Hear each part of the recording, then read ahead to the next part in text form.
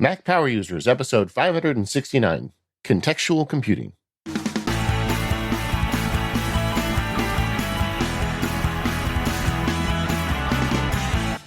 Hello, everyone, and Happy New Year, everybody. This is David Sparks, and I'm joined by my co-host, Mr. Stephen Hackett. How are you today, Stephen? I'm great, David. Happy New Year to you. I'm ready for a new year. You know, everybody talks about that. How, hey, it's New Year, everything's going to be better. I think so. I think it is time to have a change. I'm going to choose to make it a better year. How's that? I like it. Yeah. But I'll tell you one thing that hasn't changed is my love for waking up and making the Mac Power Users podcast. So looking forward. We are starting our third year together now. Can you believe that? It's unreal. I was looking through our archives. We've been planning out the year and shows, kind of seeing some big things we want to talk about. I was like, oh, it's been 3 years. What happened? Yeah. Well, it's been awesome. I'm so happy that you joined the show. Me and too. I think the audience is too. We hear from so many people that love hearing from you. We've got a lot going on. You know, because it's the new year, I just wanted to take a minute to talk about more power users. And last year we premiered this membership drive with the Mac Power Users. It's been really helpful to us to help keep the show in production, help offset, kind of the loss in revenue with sponsorships and things going away during the pandemic. And we've got a lot of really great stuff planned for it this year. If you sign up for more power users, you get a special feed of this show that has no ads. So if you don't want to listen to the ads, you don't get those. But I think even more importantly is we do this episode, we call it More Power Users. And at the end of each show, we talk about a subject. And we're very careful. We keep the best stuff, I would say, in the main feed. But we have a lot of interesting stuff to talk to that, it kind of goes beyond what we normally do. And it's fun to get into that stuff. And the More Power User subscribers get all that. For instance, today on More Power Users, I'm having really dangerous thoughts about selling my iMac Pro. And I Oh, no. I just texted you that I'm thinking about this, and you're like, okay, we have to talk this out, and we're gonna do a therapy session today at the end of Mac Power Users, where Stephen is either gonna talk me off the ledge or push me off it. I don't even really know which way this is gonna go, but yeah, that's an example of a More Power Users episode, and we'd love to have you join us. And it's a new year, so why not sign up for it? You can do that over at Stephen? What's the URL again? It is relay.fm/MPU/join. Yes, go over there, sign up. We'd love to have you on the More Power Users team. Also, this is the last call for paperless field guide introductory pricing. The price is going up shortly after this show publishes. I'll put a link in the show notes. Thanks for everybody who's bought it, and I've had tons of great feedback from the listeners on it. But if you want to get that introductory price, it's just open for a few more days. I had a marketing guy write me and tell me that I'm dumb because I always make it cheap at the beginning. He's like, that's when people will pay the most. And I'm like, yeah, but I want to reward the people that listen to the Mac Power Users. Yeah. I don't want them to, So anyway, my dumb marketing is still in place, and you have a couple days left to take advantage of it. That's a bold sales pitch. You have a dumb idea. Yeah, I'm full of them. Something that happened to me, though, in 2020 that I would like to share with the audience heading into 2021 is the emergence of this idea of contextual computing. And that's just a word I made for it. And I know other people have worked on this. In fact, we had Luke on last year who got a PhD talking about similar concepts. But in my head, I call it contextual computing. And I kind of wanted to dive deep on that for the audience because this is a real game changer for me, and I hope it is for you too. So I guess I'll start with talking about what I consider to be the problem. Computers are great, but they are also distraction machines. I mean, everything about a computer is designed to distract you. I think back to the days that I used a PC. I had to work in a big fancy law office, and we had these PCs. And like one of the forms of distraction of a PC computer, at least back when I was using them, was maintenance. Like every once in a while, the thing would just start slowing down and you'd have to defrag. And like a lot of times you'd have to just sometimes nuke and pave to get the software to work. And like there were all these little distractions where I just wanted to, write a brief and the damn thing just wouldn't do the stuff I needed it to do. So there was a distraction. A lot of that I left behind me, when I'm working on a Mac. But there are other forms of distractions as well. Like, Stephen, have you ever opened a browser to go to a specific website and then 30 minutes later, you catch yourself saying, "What? Why did I open this browser?" Yeah, all the time. All the Yeah. time. In your case, I imagine like you open it to do important relay work, and suddenly you find yourself on like an eBay channel for a Mac from 30 years ago or something. I don't know, right? That's shockingly accurate. or even like the manual for a Mac from 30 years ago, because I know you go deep. You know me well.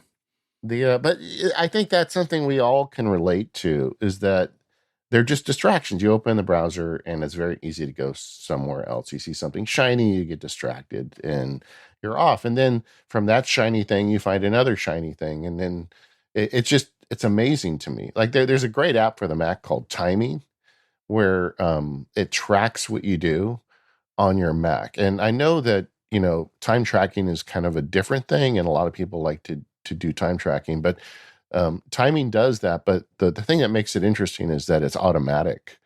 So at the end of the day, you can look back and say, well, I spent, 1 hour in Microsoft Word and 1.5 hours in Amazon, and you're like, whoops, what happened there, Sparky? So anyway, that's, the point of being distractions, but it's not just web. It's a lot of things. Email is another famous one. Like you open your mail application, and the first thing it shows you is your inbox. But you're opening your mail application to go to an email that you read 3 weeks ago that you want to work on for a client. But that inbox is there, and it shows you other email from other people. And suddenly you go down the rabbit hole of those emails. And again, 30 minutes later, you find yourself wondering, why did I even open this app? Yeah, that's the one for me that is the sneakiest, where I'm starting out in a position where like I'm doing this to have some stuff knocked off my to-do list. I'm going to be productive in here, and then I get distracted with other things that aren't necessarily bad, right? It's different if I'm distracted by YouTube videos for a while, but it's when other work or other things get in the way that aren't bad in and of themselves, but that's where I find myself getting frustrated. Yeah, we talk about this on the Focus podcast of infinity pools, and it really is a pool of infinity you can fall into. Another really, culprit for me is my task manager. I love OmniFocus. I talk about it on the show all the time. OmniFocus has all of my tasks in it. It's the big bucket of things to do. And I may go in there to work on a specific thing, but then I see something else in the inbox that I feel like, oh, I need to think about that too. And suddenly I'm distracted. I mean, nearly every app and service has the ability to distract and divert you. So while computers give you this amazing power to work on all these things, they also really just do their best to keep you from doing them deliberately. Another way I like to think about this problem is the barrier between thought and action. Okay. Like when you're sitting there and say, I want to go look up the most recent case, California law case on trade secret law, easy, right? I have a place I go, I know where that is on the internet. I go to a specific place. It gives me the case. I can read the case.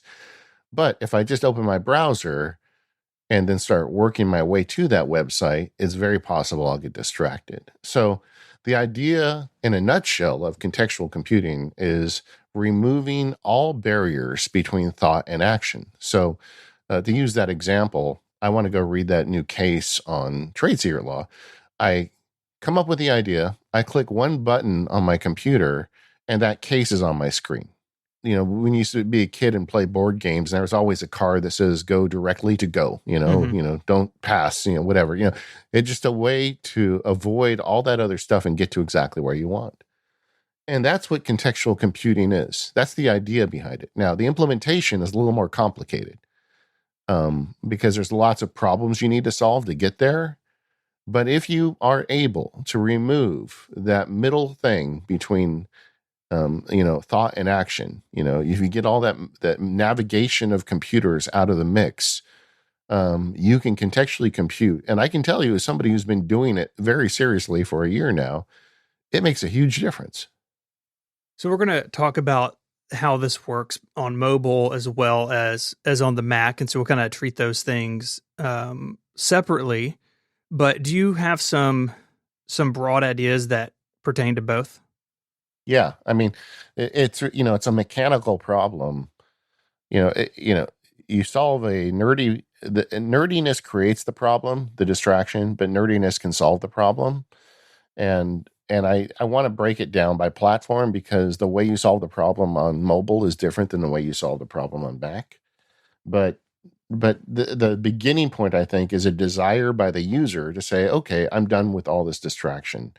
I want to be like a ninja that moves between my technology, between the idea of the thing I want to do and doing the thing without without giving that monkey brain between my ears any ability to get in the way. And that's all of us, man. I mean, it's just if you put the stuff in front of your face, you are going to get distracted. Yeah. Yeah. In a way, our devices are like, I mean, you said infinity pool, but uh, like even the device itself, like there are so many things about the way apps and systems are designed to capture our attention and to hold it. We're not fighting just against our own minds, but against systems that actively are trying to draw us in, which is like a whole nother level of frustration if you're trying to work around them. Yeah. So I've got ideas for mobile and the Mac. We're going to go through those. I wanted, before we get started, though, just to talk about some key concepts of contextual computing that occur to me after having been going down the road for a while. And the first is, this is not rocket science. If you're listening to this and you're going, Sparky's about to get into some gross Apple script or JavaScript, and I'm going to tune out. This is something anybody can do. The automation is not difficult. But they're basic tools that you can use to do these basic actions. But it does require automation. I think automation is the key to removing that middle bit, that gets in the way, the distraction. And some specific technologies that I've come to rely upon this. First is URL links and schemes. The idea of being able to call into a specific location. Like a good example is I'm working on my next field guide right now. And this one, I can give you guys a secret. The next field guide is going to have a written component to it. So I'm kind of writing a book in addition to doing videos. And I've got all these words I've been working on in Ulysses. And I've got all these places I go to. Like I've got a note in Craft, which I'm trying out. And I've got tasks in OmniFocus. And I've got all these places on my Mac that I work on this next field guide. But I actually do the physical writing on the book part of this in Ulysses. Well, Ulysses has the ability to save any note in Ulysses as a URL link.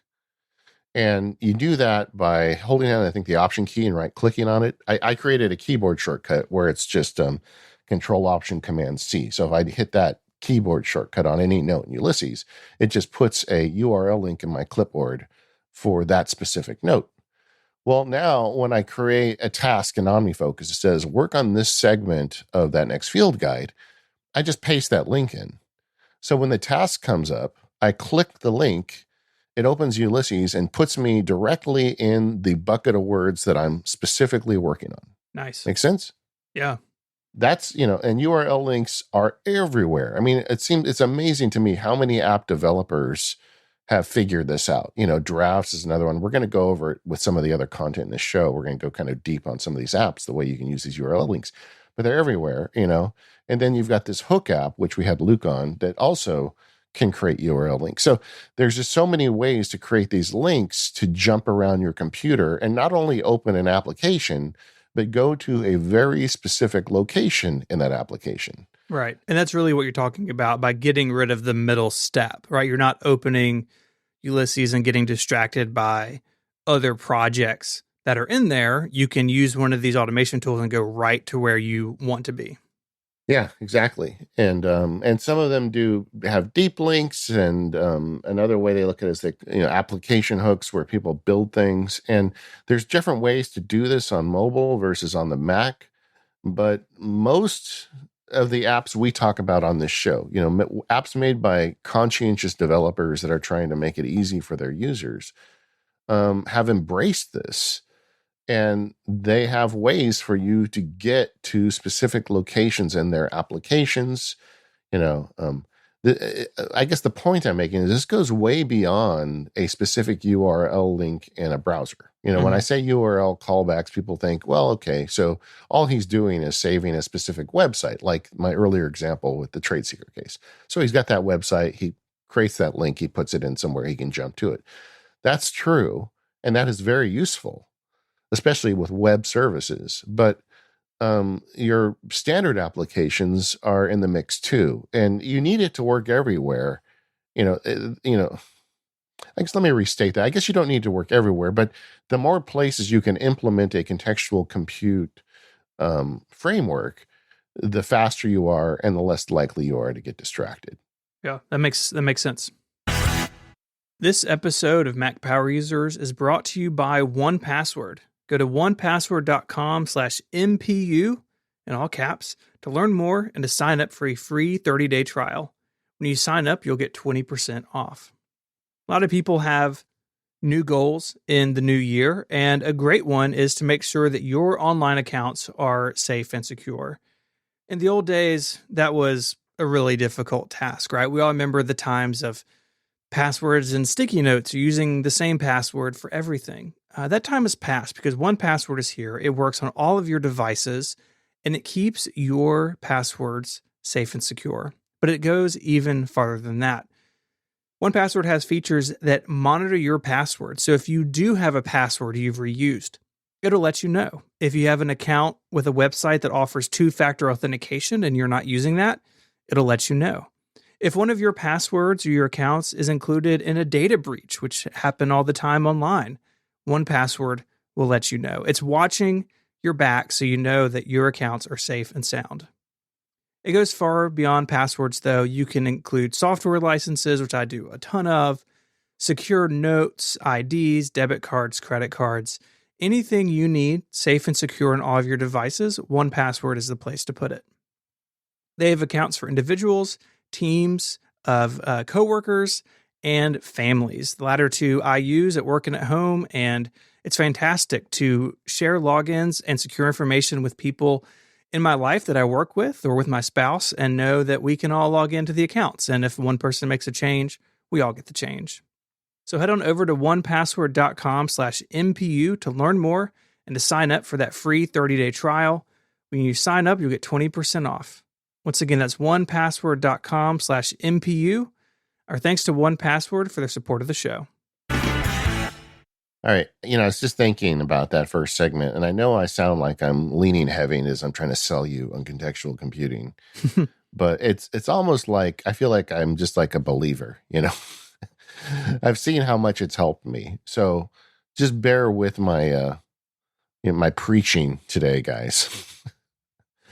But for me, really, the light bulb started going off with contextual computing on mobile. And it started with kind of the growth of these shortcuts based home screens. Mm-hmm.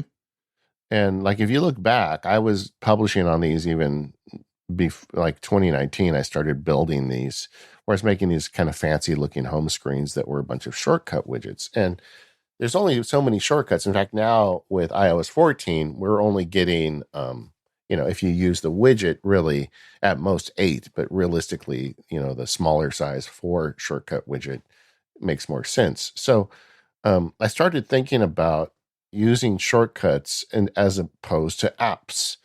And so the model on the iPhone and the iPad has always been app-based. Like, you open the device, you see, like, there's Safari. I'm going to open Safari and then do something with Safari. Right. And that's true with not only something as basic as Safari, but as something like Ulysses. Let's just continue to use the example. You open the Ulysses app, and then you dig down to the place you want to start writing, and you start writing. And that is the simplistic app-based model of user interaction on the iPhone and iPad. And I wanted to flip that. I wanted to say, rather than open up Ulysses and dig to my thing, I want a button that I push on my device that gets me exactly to the place I want to start writing. And basically, I looked at icons as contexts instead of apps. And so I started building these shortcuts based context. And I mean, before I thought of the word contextual computing, I was talking about contextual shortcuts on my screen. It's kind of been an evolution for me. Mm-hmm. But these are super easy to build with shortcuts. Now, if you've never even opened shortcuts, just stick with me through this next 10 or 15 minutes. We'll get you through it. Yeah. No, really, because it's just like most of these apps already have context built into them.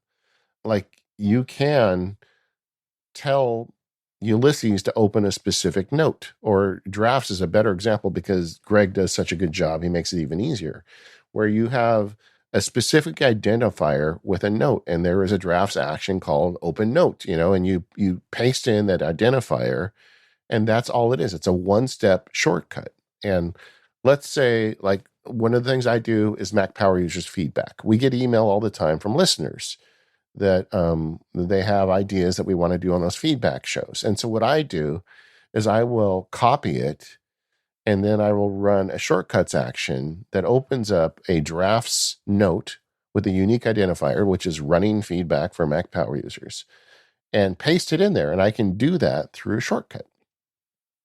So you start building these simple shortcuts to do specific actions that you want. Another good example is an OmniFocus task. Now, if it occurs to me to write a blog post about, let's say I want to write a blog post about something cool I saw at 512 Pixels. Now, I could, on the historic app model, open up OmniFocus, click the button for new task, and then I could say, write something cool about Steven's 512 Pixels post. And then I would go in and fill it in with the tags that relate to blog posts and, the notes and everything I need. Alternatively, I could make a shortcuts action that says, take the current URL, which would be Steven's website when I see the cool article, and open up a new task in OmniFocus using shortcuts. And I could say the name of the task is write post about, and just leave it blank after that. Then I would insert all the tags relating to, blog writing, whatever the tags I have related to writing a post. I could put flags in and then paste the URL that I'm at in the notes section. And so then I run that action. All I have to do is write in what I'm writing the post about, Steven's experience with an SE30. Mm-hmm.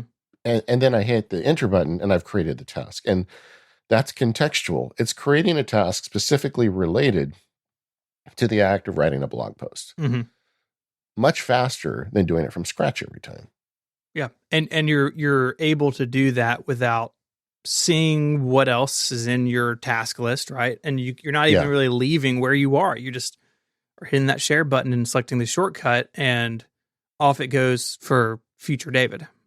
Yeah. And whether I'm writing a blog post, planning a podcast, doing a research project for a client, writing a brief for a client, I've got specific task entries created for each one of those things. Anything that I do, basically more than once, I've created a workflow with a contextual compute workflow where it's a one action shortcut action, create new task in OmniFocus, but I've pre-filled in all of the appropriate boxes for each type of work I do. Okay. And the advantage of that is not only is it faster, it's more consistent. I always get the same tags. I always get the same formatting, and I never make, silly human mistakes because the computer is doing it for me. Now, if you're listening, you're thinking, well, wait a second, that seems like a lot of work to go find those shortcuts every time you need to add a new task. And that's where the most useful action and shortcuts for contextual computing comes into play. There's an action in shortcuts called choose from menu. And with choose from menu, it is exactly what it sounds like. It puts a menu up on the screen of options, and then you can put individual shortcuts under each option. So for instance, I have a choose from menu for Mac Sparky. And it's a single button that says Mac Sparky on my iPhone, but it's got like 20 items underneath it. And it's all the stuff I do most frequently as Mac Sparky. One of them is add a new blog post. And if I click that button and choose from menu, it runs that single action shortcut that gets me the new OmniFocus inbox item. Mm-hmm. Now I have a separate choose from menu on my home screen called Sparks Law, or legal. And if I tap that, then the new inbox item about client work are there. So it's contextual. You with me? Absolutely. I'm a huge fan of this feature in shortcuts. I agree with you. It is a massive deal because not only can you nest these shortcuts with their siblings, but it can help with the clutter issue as well. So one that I use every day is one that I called show prep. And so it has a choose from menu and it gives me a list of podcasts, and then it opens the Google Doc for that show. And so throughout the week, as I'm tinkering with, show notes for my upcoming episodes, I, like everyone else, have ideas, when I'm away from my computer. And that shortcut is to the left of my home screen. I can say, okay, real quick, I want to go to MPU, and I can type in the couple lines on my phone and then just move on, as opposed to opening the Google Docs app, trying to find it, getting distracted with other stuff. Just a couple of taps and I'm in right where I need to be. Yeah. So you're contextual computing. I mean, that's what right. it is. Another thing you can do with choose from menu is you can nest them. So as an example, with my legal practice, I have about 15 different OmniFocus templates that I run. Like if you call me up and say, hey, Dave, make me a new California corporation, I will think, okay. And I have an OmniFocus template that creates like a 15 action list that I go through as I create your new company. Everything from talking to your accountant to, submitting the articles and all the things you do for my new company. And then, but digging through shortcuts to get those is a pain in the neck. So, in that shortcut I talked about earlier, the legal one that has the inbox item, there's also one that says new OmniFocus project. I think it's new OFP or something. I forget what the shortcut I have, what the name is, but it's like new OmniFocus project. I click on that, and that runs another shortcut that's just another choose from list shortcut. And in that, I've got the 15 templates that I run, and one of those is new corporation. And when I push that button, it prompts me what's the name of the company, what's the name of the contact, and then it creates the project for me. So all of this stuff is driven from 4 buttons on my home screen on my iPhone, which are always there if you look at my iPhone home screen. And it's all contextual computing. It's getting from thought to action without anything in the middle. Yeah, I think a lot of people probably, when they heard the beginning part of this episode, thought about the Mac, and we're going to get there. But shortcuts really unlocks so much of this stuff for us when we're just on the go. It's a little more limited than what we can do on the Mac, but still very powerful if you spend some time, and especially, again, building these choose from menu actions where you can have multiple shortcuts and you pick what you want. Spend some time in there, gang, because you can really unlock some stuff without too much work. Yeah. I mean, it's crazy. And another thing you can do, shortcuts is, I think, a good starting place for contextual computing because it's already on your Mac. The tool you're going to need on your Mac is a purchased tool. It's going to be Keyboard Maestro. But on your iPhone, shortcuts is already there. So you've already got the tool you need. And app developers have done a really good job of exposing the interiors of their application through shortcuts. Like if you look at apps like Drafts and Ulysses and OmniFocus and the usual suspects that we like around here, those developers have already figured this out, and they have put ways for you to get to specific locations in their apps. And they're usually one-step shortcuts. I mean, these contextual compute choose from menu shortcuts is just a bunch of menu items with 1 or 2 steps below it. And, it's not, like I said, you don't have to be, Brett Terpstra level, John Siracusa level nerd to do this stuff. Totally right. Just every time you find yourself getting distracted, you say, okay, how can I do that next time without getting that middle level stuck between me and it? OmniFocus does a good job. I know Things does as well. And a lot of listeners use Things. Web-based task managers will do this as well. But in OmniFocus, you just literally, you right-click on almost anything in OmniFocus and copy as URL. And then you can do that with folders or projects. So you can say, or you can even do it with specific perspectives. Like I have a perspective in OmniFocus for MacSparky that is items that fall in the MacSparky folder that are flagged. And there's not a lot of those. Usually there's somewhere between 3 and 10 of those. I don't like to have a lot of them. But when I hit my MacSparky context button on my phone, one of the buttons says, MacSparky action items, and I click that and it goes to that specific perspective in OmniFocus and just shows me those 3 to 10 items that I'm working off of. And I don't get lost in the OmniFocus inbox. I don't go down the rabbit trail of some other project entirely. I get to exactly where I need to do. And I've got the same thing for a personal list and for a legal list as well. So I can jump to those specific locations if I want. I know I'm preaching too much. No, sorry. No, yeah. It's fantastic. So we've spoken about content apps, task managers, talking about Safari, like actually going to a URL somewhere. Are there other types of shortcuts that you kind of feel fit into this methodology?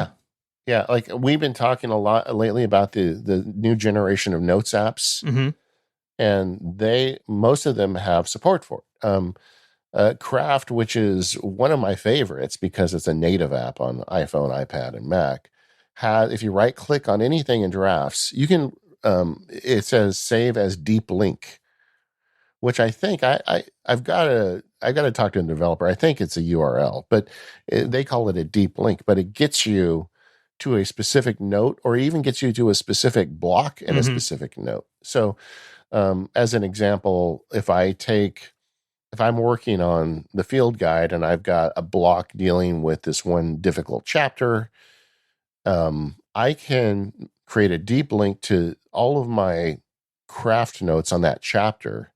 And then I can embed that link into an OmniFocus task, or I can, send it to my assistant, or I can do a whole bunch of things.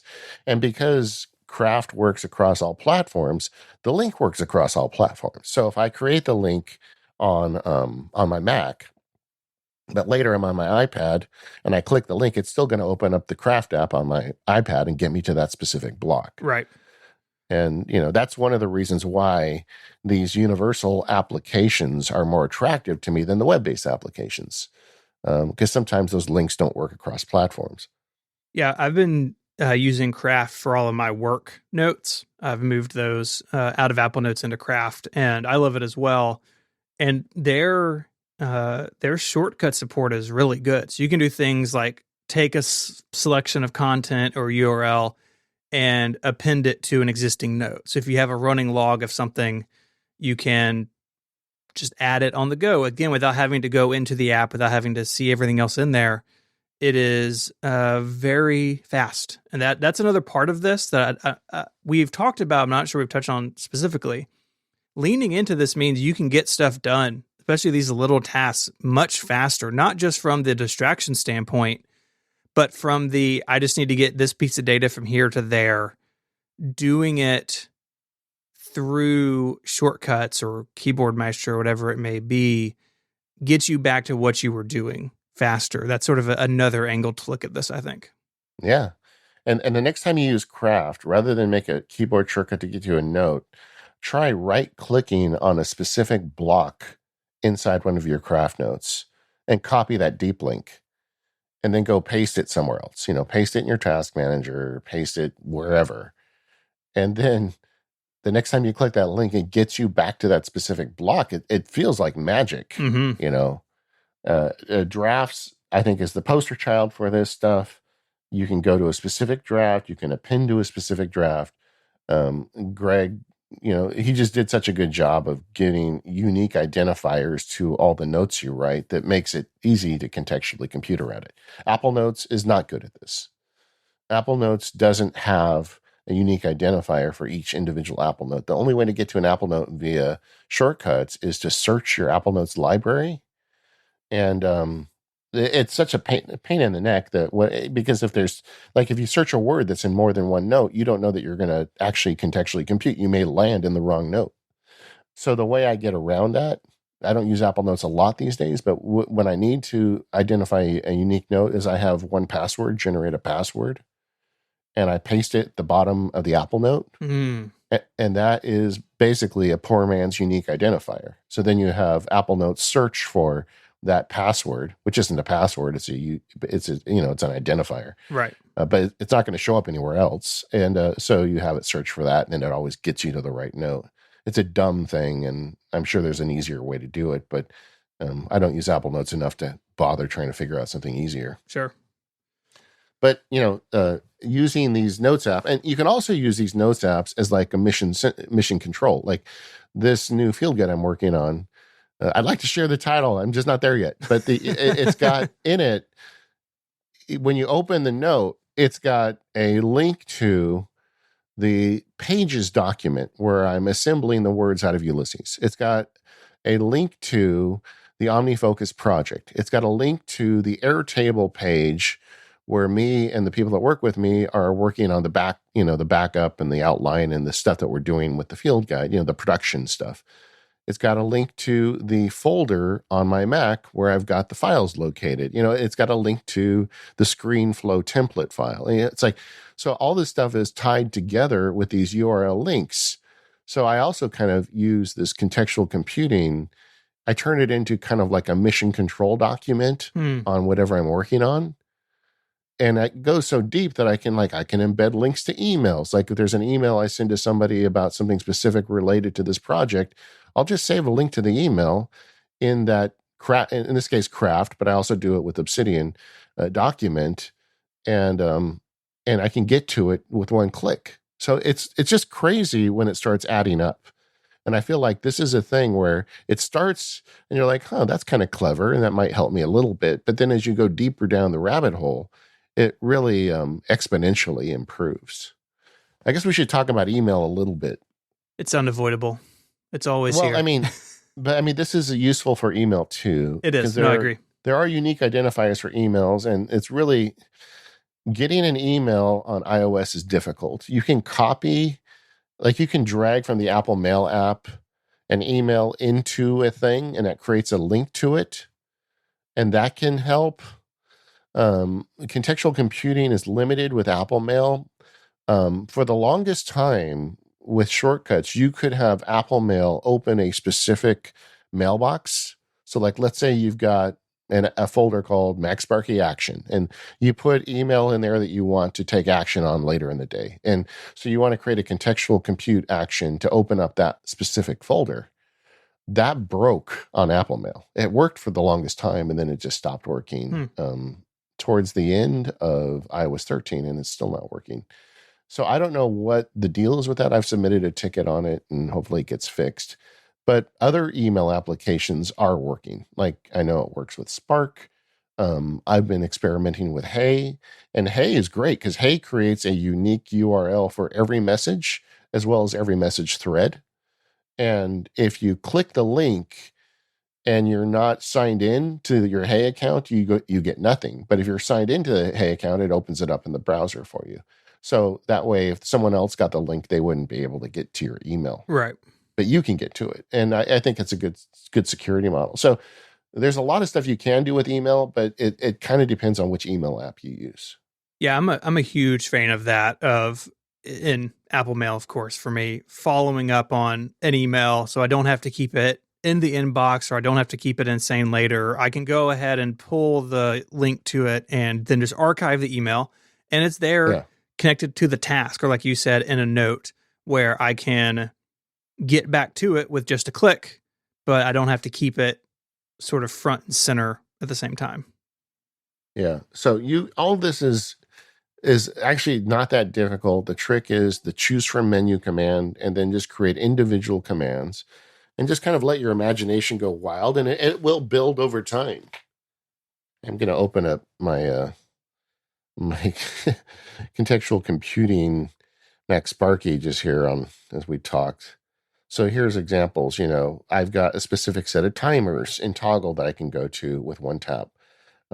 creating tasks in OmniFocus, going to specific email, going to specific boxes in OmniFocus, post idea, which is a specific OmniFocus inbox item, active blog posts, which takes me to a specific group of things I'm writing in drafts that I'm working on to build as active blog posts. I've got a dictation button, Airtable.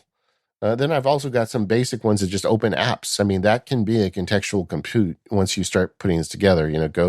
Go to the Apple Store app. I mean, occasionally I just need to do that. I don't want to dig for it. Look at flagged mail. Go to the Slack, window for Relay. Mhm. I mean, depending on what you're doing, I've got another one for active newsletters I'm currently writing on. So just you just kind of, everybody's got a different set of problems, but the trick is start building this contextual shortcut and just add to it every time you find something you need to add, and it'll work. Yeah, so people don't have to feel like they've got to start with all of this. Yeah. For someone starting out, do you have like a favorite way to get started, or one that you think is a good entry into this?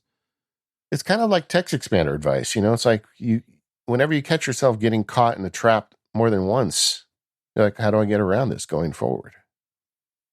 If every time you catch yourself going to find a specific website and you find yourself getting distracted by other things on the internet, create a shortcut that drives to that specific URL and add it to a contextual choose from menu list. Yeah, I think that's good advice. I think with any automation, that is the advice that I give, of pay attention to what you're doing over and over, or where you get stuck, and start there. If you don't need to take a link from Safari and put it into Craft, then don't start there. Start with what makes sense for your individual situation. Yeah. But I would say take 30 minutes on iOS. I'm going to tell you to take an hour on the Mac, and just familiarize yourself with how it works in these tools. Because you have to kind of have it under your fingers. Once you realize how easy it is, you'll make a lot of them. Agreed. This episode of the Mac Power Users is brought to you by SaneBox. Head over to sanebox.com/MPU to receive a $25 credit on any plan. SaneBox learns what email is important to you and filters out what isn't, saving you hours. Now, SaneBox works with all kinds of email programs and services. You don't have to have a special app. And that's the thing I love about it, because I like to try different apps out. And SaneBox just follows me around, giving me all these power tools on the back end of my email, no matter which app I'm going to use. It's great for email filtering. With the Sane Later folder, it will filter out your inbox and put a bunch of things in later that aren't that important to you, and just leave the most important items in your inbox. And it's spooky good at this. I cannot get over how good it is. They also have the same black hole where you can unsubscribe with one click. You get an email from somebody you don't want to get bothered by them again, put them in the black hole, and you're done. With the snooze button, you can defer events and emails till the next business day or the weekend. And Sane Reminders is probably my favorite feature. With Sane Reminders, you can carbon copy or blind copy any email to some period of time at sanebox.com, like 1 week at sanebox.com. And then if that person doesn't reply to you in a week, then you get a message from SaneBox saying, hey, you didn't hear back from this guy. What's going on? And I find this so useful. It's so much more efficient than creating like a task management tracking system for emails you've sent off. All you do is just blind copy it 1 week or 2 days or 3 hours or 1 month or next Monday or whatever, and it does it for you. But it's more than filtering. You can move attachments to Dropbox and other cloud services, and they have various pricing plans starting as low as $4 a month. You get a 14-day free trial. Go sign up for it and see how SaneBox can help you. And you go to sanebox.com/MPU to get that $25 credit on any plan. Mac Power Users listeners are just the highest sign-up rate for SaneBox. They love our listeners because our listeners are smart, and they get in here and they realize this service is immediately valuable and they sign up for it. I bet you will too. So once again, that's sanebox.com/MPU and receive a $25 credit on any plan. Thanks, SaneBox, for all of your support of the Mac Power Users and helping me sanely manage my email. Let's talk about the Mac. That's where a lot of us spend a lot of our time. Yeah. And being on the Mac, we don't have shortcuts at this point, but we have a lot of other options for this sort of stuff, don't we? Yeah. In fact, I think it's almost more powerful on the Mac, but it requires a little bit more kind of knowledge dive to get there. It starts with URLs though, just like we were talking about at the top of the show, but they're all over the place on the Mac and they're almost easier to expose, but you need a way to drive to them easily. One of my favorite ways to do this is Alfred, which we covered a while back. One of its features is that you can search your bookmarks. And so I've got a bunch of bookmarks. They're in folders and subfolders, but anywhere I'm on my Mac, I can open Alfred and I use the shortcut BB for bookmarks. And I can be in a saved web page basically instantly without seeing anything else in Safari, without going anywhere else. And I fire that off probably hundreds of times a week. Yeah, I mean, we had our listener write in with the last feedback episode with 1,200 bookmarks. That is a form of contextual computing if she's getting to them with a method like this, not drilling, just typing a few buttons on her computer and then suddenly at a website. And it can be that easy. But if you want to go a little deeper, I think that the answer really is Keyboard Maestro. I agree. Yeah. Keyboard Maestro is very similar to shortcuts, but much more powerful. I mean, you can embed scripts and do so much more with it. But just like you didn't need to go to the deepest depths of shortcuts and do contextual computing, you don't need to do that on the Mac either. You can make Keyboard Maestro actions that do all of the things we talked about in the last segment. Open up a web page, go to a specific URL in OmniFocus. DevonThink, which we didn't talk about so much on iOS, is golden for contextual computing on the Mac because it creates a link for anything in the app. It creates links for notes. It creates links for files, which the Mac Finder doesn't do. If you put a contract or a client file or something into DevonThink, you can jump back to that specific document with one link. So, thinking about, I was talking about earlier, let's say you have a craft page where you're managing a project and you've got a file on your Mac that you want to be able to get to. You can get to that without any third-party software just by holding a DevonThink link to it, and it'll jump straight to it. In fact, there's a method with DevonThink to jump to not only a specific PDF, but a specific page on the PDF. Like with the URL callback, you can actually tell it which page to go to. So it's just, contextual computing to the max there. You can get down to wherever you need to with DevonThink. I do wish more of this was built into Finder itself. I mean, you mentioned linking to a file. You can get to that like in the command line and some other places, but it's not nearly as easy as it is in something like DevonThink or Craft, where it's just a right click away. That is something I wish that Apple would consider, but thankfully we do have those third-party apps that bring that to the Mac. Yeah, and if you're not putting stuff in DevonThink and you want to be able to get to a specific Finder item, I recommend Hook. We had Luke on the show. The guy's a PhD in cognitive. I don't even remember, Stephen. Cognitive something, right? Scientist. Yes, brain scientist. We'll go with that. His elevator goes to higher floors than mine. That's right. Mine too. Yeah. But he, in his app Hook, I mean, this is probably the most frequently used feature of his app for me, where I can go to any file and then I hold down the Hook keyboard shortcut and I just hit Command C after that, and it copies a link to the file. And then I just embed it as a markdown file to wherever I'm at, whether it's an OmniFocus task or whatever. Mm-hmm. I can jump specifically to the file. Now, that's one link that does not transfer over to iPad, right? Because it's Mac only. But it's still something I use frequently, and it's very useful. So that's the way you deal with Finder documents. But honestly, I put a lot of stuff into DevonThink, and that solves the problem too for me. But you do the same thing in Keyboard Maestro. You start building links to things. And all of this stuff I was talking about earlier is still available, but even more so. Like Airtable is a good example. Airtable has a pitiful app on iPad and iPhone. I don't know what's going on over there, man. But yeah, they need to do some work on that app. But Airtable is really fundamentally a web service that works amazing on the Mac. And like we use that for the field guides, the production team. We have a specific Airtable for every field guide, and it lists everything related to it and what the status of it and who's working on what. And it's like a status board for the project for me.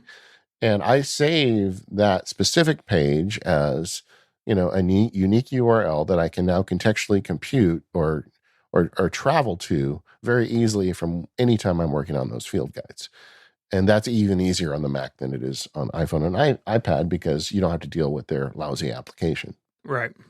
Ulysses, email is another one. Email, I talked about some email problems earlier on iPhone and iPad. You don't get those problems on the Mac. You can drive to wherever you want. Even in Apple Mail, they've got keyboard shortcuts to get to specific mailboxes. So you just use those and you just kind of, work around the automation. Yeah. So you build up this group of tricks of how to get to specific places on your Mac, and then you tie them together with TextExpander. And then the next problem that you're going to have is you're going to say, okay, this is great. Except now I have the same problem. I've got 15 work-related contextual compute shortcuts. How on earth am I ever going to remember them when I'm working in Keyboard, Maestro? Because Keyboard Maestro, the trigger, you can trigger it with all. You can trigger it with a MIDI note. Say, I could say, okay, play a C major scale for your work stuff and play a D minor scale for your, But I'm getting a little crazy, right? The real trick to that is a keyboard shortcut. You click a keyboard shortcut. But, if you want a separate keyboard shortcut for each one, quickly you're going to forget what gets you where. And I tried a bunch of different ways to solve this problem. And what really unlocked it for me is Keyboard and Maestro's got a feature called conflict palettes. And I'm not sure what I'm going to have to talk to Peter someday, what his reason was for making that. But the idea is if you have a Keyboard Maestro script and you give two of them the exact same keyboard shortcut, rather than breaking the app, it's just going to put up a palette on the screen that says, oh, there's two things here with the same shortcut. Which one do you want? And, I think in the usual world, you would take your mouse and click on the one that you wanted. But Keyboard Maestro auto-generates a keyboard shortcut to pick on that palette. So let's say I've got a Keyboard Maestro that's going to open up a message to Stephen or Michael.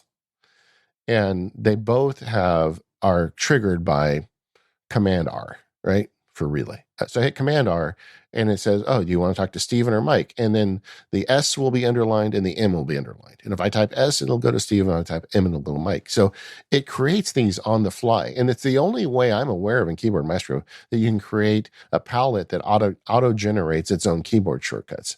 You can do it manually, but there's no others that do it automatically than these conflict palettes. So I decided, what if I lean into a conflict palette? Something that was designed to solve a problem when you make a mistake. What if I intentionally make mistakes here?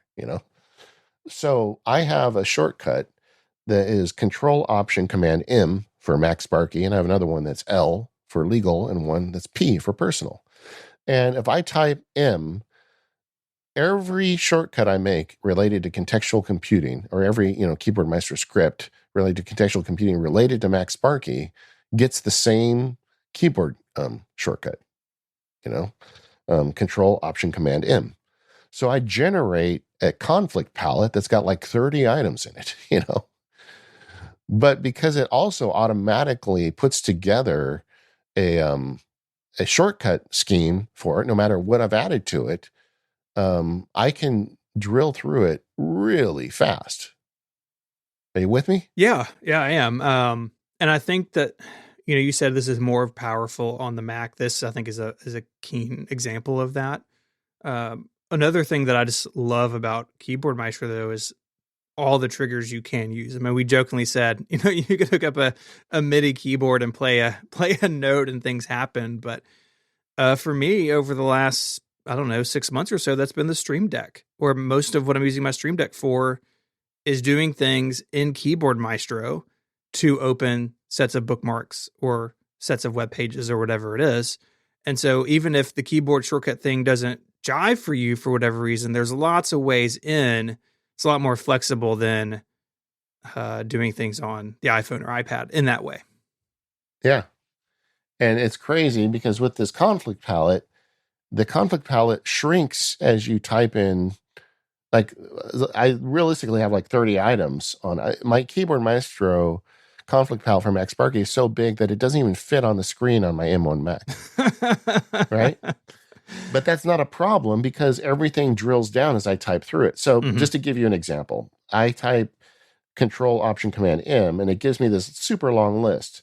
But if I type then an M after that, all of the Mac Power User things start with the related, all the Mac Power Users related scripts that relate to contextual computing start with MPU. So if I just type M, then suddenly the list drops down to like 6 items, and then so I have MPU advertisers Google Doc, MPU expense Google Docs, MPU feedback document, MPU documents, which it gets me to a folder on Google Docs, the planning document, the OmniFocus planning sheet, the schedule. So I've got all these different things, and they all start with a different letter. So I just type, so I open up the MacSparky one, Control Option Command M, then I type one more M, and then if I type F, it goes straight to the feedback document. Fantastic. So, and then after a little bit of time doing this, you develop muscle memory, right? So I don't even think about it anymore. If I want to go into the feedback document, it's like Control Option Command M, M, F, and that fast, I'm where I need to be. And it's just crazy what a game changer this little change in my life just really changed the way I use computers. So, and then I've got it for, all the different podcasts I'm on, the field guides, and I've got all sorts of weird things in here that I've just added. Like I've got one, if I type Control Option Command M, and then I type CE, it centers whatever window I am on the screen because I'm always screencasting. I want to center the window before I start rolling the recording. And I just wanted a simple way to do that. And I've got another one to, adjust the microphone settings. It's like stuff that I find myself doing all the time. I automate this in relation to context, and now I don't think about it anymore. It's fantastic. I'm glad you're excited about this. I know people may think you're preaching, but I'm here for it. I've got a long history of going over the edge, so who cares? But so that's the way you do it on the Mac is you get Keyboard Maestro. I'm going to put, I'm going to do this. I rarely put field guides on sale for more than $5. I'm going to take $10 off the Keyboard Maestro field guide if you type let's see, MPU context. I'm not going to publish that anywhere. It's just coming out in the show. Okay. And it'll be, so if you want to get it, because I also did a webinar on contextual computing that's in there. It's an hour-long webinar that you can get that too. And I honestly didn't do the show to try and sell you stuff, but if you want to get down it, this would help you kind of sort that out. But it's really, I don't know, I think it can really make a difference. So the main ones I use on Mac are M, P, and L. That gets me to the stuff I need. And even on the personal ones, it's dumb stuff, but it's useful, go to my banking website to the specific page I use to do my banking. One of the things I try to do is track my, I keep pages in my text notes manager on roles in my life and how I'm doing on them. So I've got one, if I hit RF, it goes to my father page, am I doing okay as a dad? Where can I do better? It's like all this stuff I can jump to with these very short keyboard shortcuts, and never do I get stuck in the middle. And getting back to the beginning of the show, the whole point of this is to go from idea to getting the work done without getting trapped along the way. This episode of the Mac Power Users is brought to you by the Intro Zone from Microsoft SharePoint. It's a great time to find new podcasts at home. We've got some time on our hands, and there's a bunch of great ones out there. The Intro Zone by Microsoft SharePoint is a bi-weekly podcast with conversations and interviews about people who are using SharePoint, OneDrive, and related technologies at their work, at their companies, businesses, schools. You'll hear from guest experts behind the scenes and out in the field, so you can see how these technologies fit into your everyday work life to easily share and manage content, knowledge, and applications across teams. Each show covers a bunch of segments like news and announcements, a focus topic of the week, guest perspectives, FAQs, upcoming events, and more. I listened to an episode recently where a company was moving from a pretty old internal system and moving into the new Microsoft tool set, and they had hundreds of thousands of pieces of information.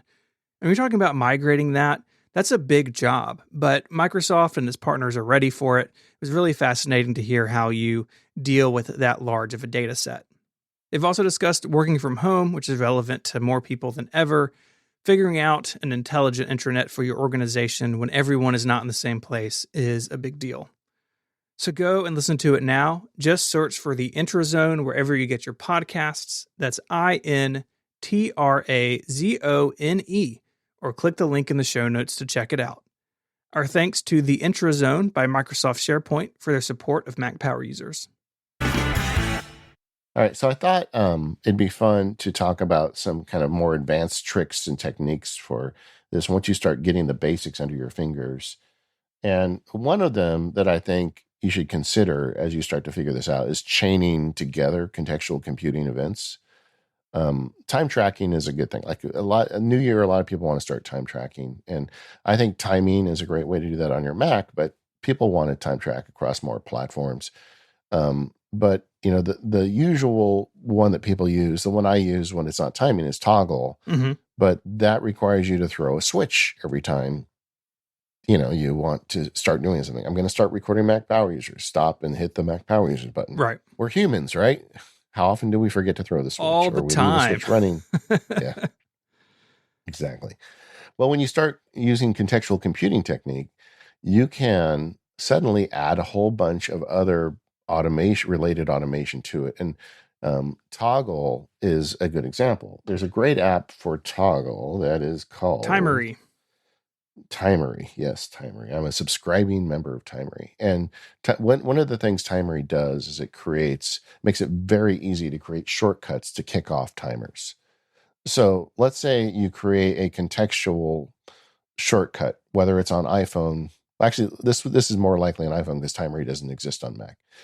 And you say, I'm going to go into the MPU preparation document. So I'm going to do work on show prep. I could add a one-step Timery action that says kick off the MPU preparation timer at the same time. And you think about that all across the board. Like I'm going to go into the OmniFocus Mac Sparky list, and I'm going to do some planning, kick off the Mac Sparky planning timer. I'm going to start a workout and kick off the exercise timer. Whatever your timers are, you can tie them into this contextual computing for free. Another thing you can do with this is other things like giving yourself, making it easier for you. Like I like to listen to dark noise, which is just a white noise app that has like rainstorms and whatnot. And I associate specific noises with specific actions. And I've added to some of these contextual compute workflows, kick off a dark noise, so it just starts playing the noise, sets the timer, and puts me into the application I need to be doing the work in. It's fantastic. And you can do that both with shortcuts and with Keyboard Maestro on the Mac, where a single trigger can set off a series of events. Yeah, and it depends on, what you want to do. Like timing, toggle timers are actually a tough nut to crack on the Mac because for a lot of reasons. You can script the UI of the toggle app on the Mac, but it's not reliable. And Rose and I have talked about this over on the Automators podcast. But the fact that there is no Timery, that Timery doesn't work on the Apple Silicon Macs makes me think he's probably working on a Mac version. And if he does, I will be the first to buy it. But either way, you can start chaining these things together. So start thinking about things you would do at the same time you want to put yourself in that context, whether it's play some music or use your HomeKit, to turn the lights up or turn the lights down or whatever it is that you want to do. Another really good one I use, and this is one I talked about during the St. Jude telethon, is watch faces. I find setting watch faces a great way to kind of set myself in context. When I work on the Mac power users, my watch face turns MPU green, the kind of the green color we have in our logo. And I look at my watch and I'm like, I know exactly what I'm doing right now. And it's dumb, but I'm just trying to fight that rebellious organ between my ears that always wants to get in the way, Stephen. It's such a jerk. So I've got all kinds of weird things I do, but you can tie this into a contextual compute automation workflow. And again, none of these are like programming an app. It's like a one action thing. Change watch face. It's not hard. Another thing you can do is combine this stuff with personal knowledge management. I referred to that a little bit in the last segment, but no matter, the PKM is probably going to be talked about more this year on Mac Power Users because it just keeps changing. I know I started bringing it up towards the end of last year, but I think this is the year where we're going to see some amazing tools develop. But I do like the idea of having like a mission control doc on big projects that I'm working on. And then contextual links in those documents make a ton of sense. Put a link to your task manager, put a link to whatever web pages you are that you're on it. Like, I'm in a mastermind group now, and I've got on the page related to that, I've got a link to the Basecamp page and like all this stuff to allow me to jump around between these things and round trip them. And I even, and it goes the opposite direction too, like these PKM pages. It could be a page in Drafts. It could be a page in Craft. It could be in Obsidian or Roam Research or whichever your tool of choice is. But all of those have links into them. Just like we talked earlier, like Craft has a deep link for the page name. Well, I also embed the Craft page and the OmniFocus project, because there's a place for notes on the OmniFocus project. So if I'm working into tasks, I can jump back to the mission control page for that project as well. Make sense? Absolutely. Yeah, so everything ties together. In the Ulysses project, on this thing I'm writing for, I've got a top note in Ulysses, which is links, which gets me to the key pages, the Airtable and the Craft page and the things that I'm working for that project. So no matter where I am, I can jump around at will. One way to look at it is like creating your own personal super app, right? There's always been this development of applications, and there always will be, where they try to be a jack of all trades, an app that does task management, but also does notes and it does email, it does all these different things at once. And generally my feeling has been they're usually okay at all of them, but not great at any of them. With this type of contextual computing and linking, you can pick your favorite task manager, and you can put it in the system and link to it and basically build it in as part of the whole system, right? Same thing with Ulysses. Like Ulysses is the place I want to write this book because Ulysses is the best place to write the book. I could do it in other places, but it wouldn't be as good. So why not just use these backlinks to get to Ulysses and treat it as a component of my super app? Ugh, man, how can anybody put up with me? Hey, I just keep talking. No, it's great. Yeah. This is a Mac Power user that is very David heavy, but it's great. It's good stuff. I'm getting something off my chest here. No. Yeah, I know. It reminds me of the... this has crept into other conversations over the last year. And so I'm glad that it is now here. Another thing is between platforms, using as many apps as you can that work between platforms makes this even more powerful. One of the big selling points for Craft to me is that the deep links in Craft work on Mac, iPhone, and iPad, right? I can get to that page or that block on whichever device I'm on. So if I'm in OmniFocus on my Mac, and I put a link to a Craft page, and then I'm on my iPhone 2 days later, that link still works for me. Doesn't work for everything. Like I talked about, so the hook links to files don't work. I use Obsidian a lot for legal stuff, but those don't work necessarily because they don't have a iPhone and iPad app yet. But to the extent you can bring it to cross-platform applications, it can become more powerful for you. And that really depends on what you do. Maybe you're somebody who just watches movies and Netflix on your iPad, then you don't really care.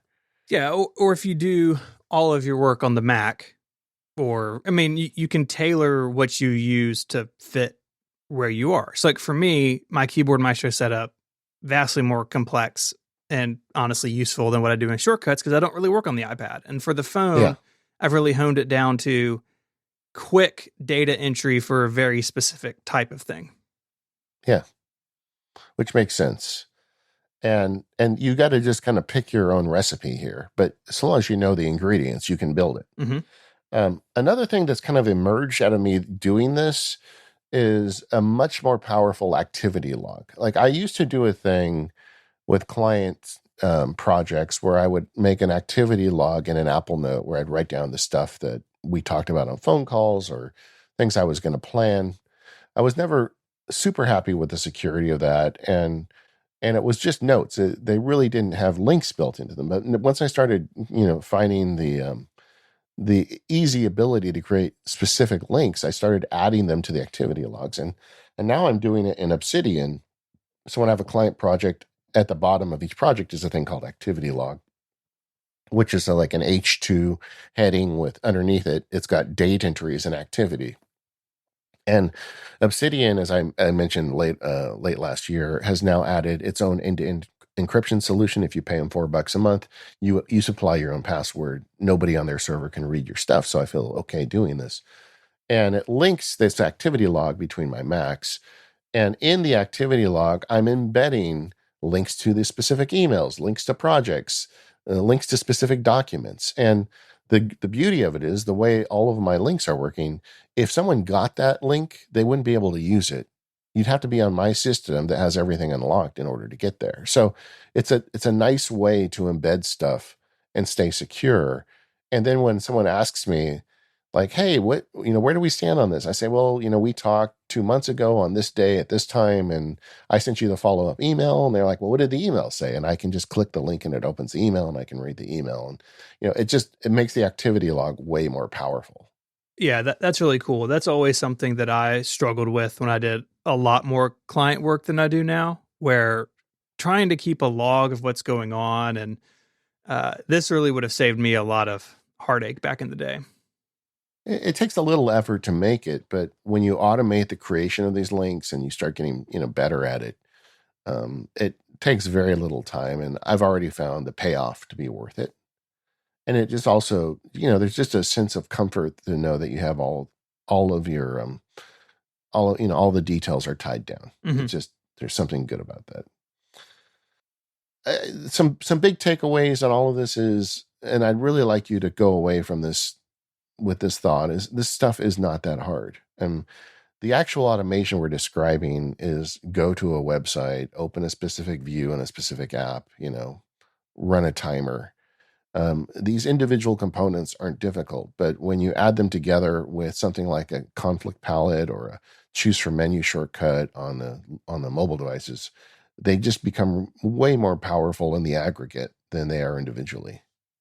Yeah. And I think, like you said, the sort of the next level move is chaining multiple actions together, but you definitely don't have to start there. Yeah. I think open this document, start this timer is probably one of the most common chains. I had not thought about doing something like dark noise, in conjunction with one of these, but there's all sorts of things you can do. And you may already be doing some of it. People who have HomeKit setups, you may be already doing this type of thing, right? When I come home or when I press this button, turn these lights on, turn that off, obviously the tasks are very different there, but it's the same sort of idea where you want to get something done, get to a state of something as efficiently as possible. And so even if you're not familiar with some of the tools we've been talking about, they're easy to learn, lots of good resources in the show notes, but automation is something you may already be doing elsewhere, and you can take those same sort of principles and apply them to this, I think, really easily. Yeah. It's not that hard, and it works way better than you'd think. I mean, I kind of stumbled into this, honestly. I think the first limitation that started me thinking about this was the limitation of how many shortcuts can I put on my home screen. But then it quickly kind of grew upon itself. And then once I figured out conflict palettes as the mechanism to launch them on the Mac, the like open the floodgates. Mm-hmm. This episode of the Mac Power Users is brought to you by Pingdom. Start monitoring your website performance and availability today. Get instant alerts when an outage occurs or a site transaction fails. Go to pingdom.com/relayfm and use offer code MPU to get 30% off right now. Do you have a website, and does your website have a shopping cart, registration forms, or contact us page? If you answered yes to these questions, then you need Pingdom. Nobody wants their critical website transactions to fail. That means a bad experience for your users and could mean lost business for you. But the good news is you can set up a transaction monitoring program with Pingdom. Transaction monitoring will alert you when cart checkout, forms, or login pages fail before they affect your customers and your business. The last thing you want is someone on Twitter to tell you that your website is down. Pingdom will make sure that doesn't happen. Pingdom will let you know the moment any of these fail in whatever way is best for you. You can customize how they are alerted and how those alerts are delivered, depending on the outage severity. Pingdom will let you know the moment any of these fail in whatever way is best for you. You can customize how you're alerted and who is alerted, depending on the outage severity. Pingdom cares about your users having the smoothest site experience possible, and if disaster strikes, you will be the first to know. It's super easy to get started. Go to pingdom.com/relayfm right now for a 14-day free trial with no credit card required. When you sign up, use code MPU at checkout to get a huge 30% off your first invoice. I think this is really useful no matter what you do on the internet. You always want to be the first person to know if something breaks. Thanks to Pingdom from Solar Winds for their support of this show and all of Relay FM.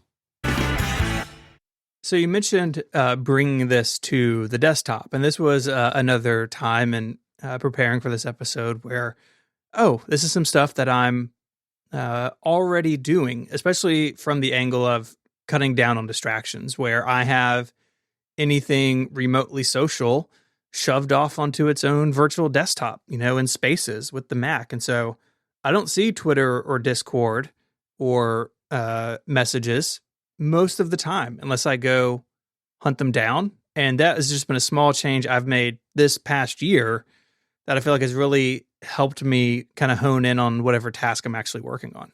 Yeah, and it's not that difficult. This one in particular lends itself to Keyboard Maestro because you can set, up, open a specific app, put it in this location on the screen, and take further actions. You can also use any one of the many desktop management programs, but I feel like Keyboard Maestro is kind of the best way to do this. I also think this is just a natural outgrowth of buying a Stream Deck. Mm-hmm. If you own a Stream Deck, and we didn't mention it earlier, but all the contextual computing stuff you can trigger with Stream Deck because Stream Deck can start a Keyboard Maestro script. Or a better touch tool for that matter. Yeah, exactly. But you can run it off the touch bar in your Mac that everybody wants to make fun of, but can be really powerful. So you set up one of these scripts, and like as an example, like when I'm doing planning work, I have OmniFocus open on the left side of the screen and Fantastical on the right side.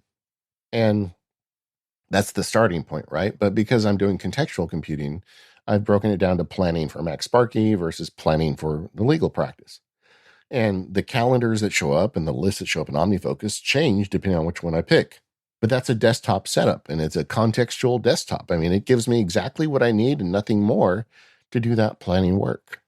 How do you manage what I have dubbed app creep, especially on the Mac, where I'll open an application for something and then I don't necessarily close it and it's still kind of hanging out? Maybe it's still getting notifications or stuff's going on in the background. I know Keyboard Maestro can hide and even quit applications after a certain time. Is that something that you utilize? I have a magic button. If I hit Control Option Command X on my computer, it minimizes every window on the screen. Nice. So, and then I've got all the context built already. So occasionally as app creep occurs and suddenly I realize that my desktop has turned into a big mess, I hit the nuclear button. I don't quit the apps because a lot of times the apps may be doing some activity that I want it to continue to do. So I hit the big X and everything minimizes. I see my desktop picture again. And then I hit the context button for whatever it was I was doing and it resets. So let's use the planning example earlier. If I've got this influx of windows and things, I'll hit the X, and then I'll hit the MacSparky planning page. And the way I would do that is part of my conflict palette, going back, the desktop setups are in the conflict palette too, where I can hit Command Option Control M and then the PL for planning, and then it opens up the desktop setup for planning. You could also do it with a button on a Stream Deck or any of the other third-party things we've been talking about. Mm-hmm. MIDI keyboard. I keep going back to that one. It cracked me up. Yeah, well, that's a trigger in Keyboard Maestro. In fact, if you are using Keyboard Maestro as a MIDI trigger, you have a moral duty to log into the Mac Power Users forum and explain to us what you're doing with it, because there's parts of me that want to do that so bad. Oh, wait a second, Stephen. I now have a saxophone that can export MIDI signals. Oh, goodness. Do you see where I'm going with this? Yes. Do you see? I'm already excited about the feedback episode. All right. Anyway, I want to hear from you if you're using a keyboard to do this. Yes. But you could do it, trigger it however you want. But the idea of saying, I want this set up every time I work on this, it's just a way of short wiring your brain to say, oh, okay, now I see these windows in this order. And I always know that when I see these windows in this order, I do this work. Have you heard of the concept of neuroplasticity? Mm-hmm. I love it. It's like the greatest thing, right? Even though you get older, you can still rewire that thing between your ears. And this is the kind of thing where every time you see these windows set up this way, you do this kind of work. And before you know it, all you have to do is push the button and your brain just jumps into that mode. So think about it. I have planning set up for that. I have email processing. I do podcast planning versus podcast recording because it's an entirely different set of tools. Yeah. I have legal research. I have, brief writing. I have so many different desktop setups, and it was just it wasn't that hard. I created them naturally over time. But now I just said, well, I don't want to manually do this anymore. And I created it manually one last time and then wrote it in to Keyboard Maestro. It's fantastic. One of the tricks I do for this is I'm a big fan of the left side, right side screen. When you've got an iMac size screen, which is something we're going to discuss in more power users. But the ability to put two different things on one half of the screen and just fill the screen with those two things. That helps to avoid distractions, but you could do it. I mean, some people like to have more windows on a screen. You could make them smaller and place them wherever you want. But with Keyboard Maestro, you can get as granular with that as you want. Yeah, and it can be as simple as just arranging those windows in a way that makes the most sense, or having those pairs. And Keyboard Maestro does that. Moom does it. There's lots of window management applications. Even Mission Control, which is just built into the Mac, can do some of that. Although Mission Control, to my knowledge, is not something you can automate very easily, but these other tools can sling windows around for you just fine. Yeah. Man, I really wish Apple would rethink their theory of split screen apps on Mac. It's just way too cumbersome to use it. I agree. Totally agree. But either way, what are some of the desktop setups that you have created? Well, like I said, I've got the one where it's basically my default set, and I have a keyboard on my Stream Deck for this, and it opens sort of my core applications for an everyday in the office where I'm not recording, and as part of that, social stuff goes off to the second display. I, like you, have one and also a Keyboard Maestro setup for when I podcast, and so when I'm recording a show, all I need is Skype and Audio Hijack and Safari, and it gets rid of everything else. Because it's important when doing a podcast where if you get distracted and you don't know what the other person said, right, that's not what anybody wants. And so really having a clean palette for me is important when I record. And again, just a button on the Stream Deck now because I'm living that Stream Deck lifestyle. That's about as far as I've gotten. It's sort of recording versus non-recording, but a lot of my work, like show prep across my different podcasts, that all uses the same tools. And so I don't really need to segregate things out the way that you do with MacSparky and legal, for instance. I don't have those big divides that some people do. Sure. Well, it's really powerful. I know I've said it a million times, but it was game changing for me. And it's always delightful when a piece of technology becomes more obedient to you as a user. Mm-hmm. And I find that contextual computing is the way to get there. It helps me a lot. And you don't have to build the entire structure in a day. This is a very organic process of just finding things that you want to eliminate distractions and, draw that straight line from idea to action and Mm-hmm. just start creating them slowly. And as you learn how to create them, it becomes ridiculously easy. Like even like the desk setups, once I figured out the best way to resize windows and put things where I want them, I just kept duplicating the Keyboard Maestro script and just changing the app, and making little tweaks to where things appear. Mm-hmm. This stuff does not take a huge amount of time. No, it really doesn't. And it can help. If you are using this and you've got better or different ideas, sound off in the forums. If you're using a musical keyboard to trigger this, I definitely want to hear from you. Mm-hmm. You owe it to me.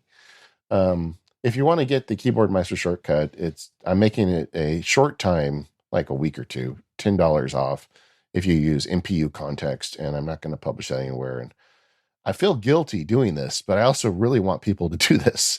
I want people to learn this stuff. So, sorry to be like pitching you stuff on the show again, but this is something that could help you. But yeah, contextual computing, give it a try. We are going to talk about this whole idea of me and my future of my iMac Pro. I am super nervous about more power users. So if you're a subscriber, stick around for that. Otherwise, thanks to our sponsors, 1Password, SaneBox, Microsoft, and Pingdom. We'll see you next week.